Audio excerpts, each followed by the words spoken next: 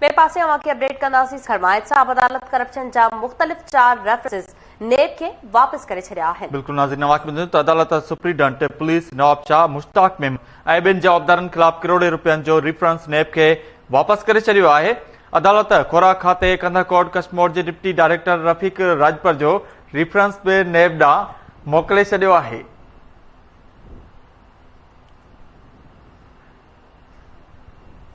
अदालत सुप्रीडेंटेंट पुलिस नवाब शाह, मुश्ताक मेमन ऐं ॿियनि जवाबदारनि ख़िलाफ़ करोड़े रुपयनि जो रेफरेंस नेब खे वापस करे छॾियो।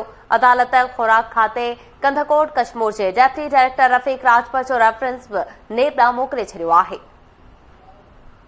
अदालत मोहम्मद अयूब ऐं ॿियनि जवाबदारनि ख़िलाफ़ 13 करोड़ रुपयनि खां वधीक जो रेफरेंस नेब ॾांहुं वापस मोकिलियो आहे। अवांखे अहम ख़बर खां आगाह कयूं त एहतसाब अदालत करप्शन जा मुख़्तलिफ़ 4 रेफरेंस नेब खे वापस करे छॾिया आहिनि। इन हवाले सां वधीक तफ़सीलनि लाइ असां सां लाइन ते मौजूद आहे सखर मां KT न्यूज़ जो रिपोर्टर अनस गांगरो। जी अनस, तफ़सील ॾिजो। जी बिल्कुल, सखर जी एहतसाब अदालत 3 पारां अॼु मुख़्तलिफ़ जेके आहिनि सो नेब जा करप्शन रेफरेंस जेके आहिनि सो नेब खे वापस करे छॾिया आहिनि। एहतसाब अदालत 3 जे जज सैयद नासिरुद्दीन शाह पारां धारदार जेका आहे सो रेफरेंसनि जी ॿुधणी कई वई। अदालत पारां नेब एक्ट 2022 तहत अॼु वधीक जेके आहिनि सो 4 रेफरेंस नेब खे वापस करे छॾिया आहिनि।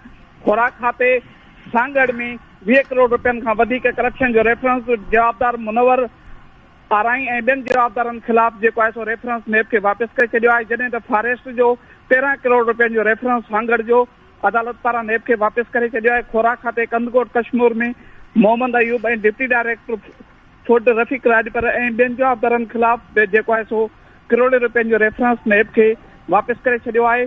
SSP ऑफिस नवाब शाह जा उहे सुप्रीडेंट मुश्ताक मेमन ऐं ॿियनि जवाबदारनि ख़िलाफ़ पिणु करोड़े रुपयनि जो रेफरेंस अदालत पारां नेब खे वापस करे छॾियो आहे। जी वॾी महिरबानी अपडेट करण लाइ अनस गांगरो।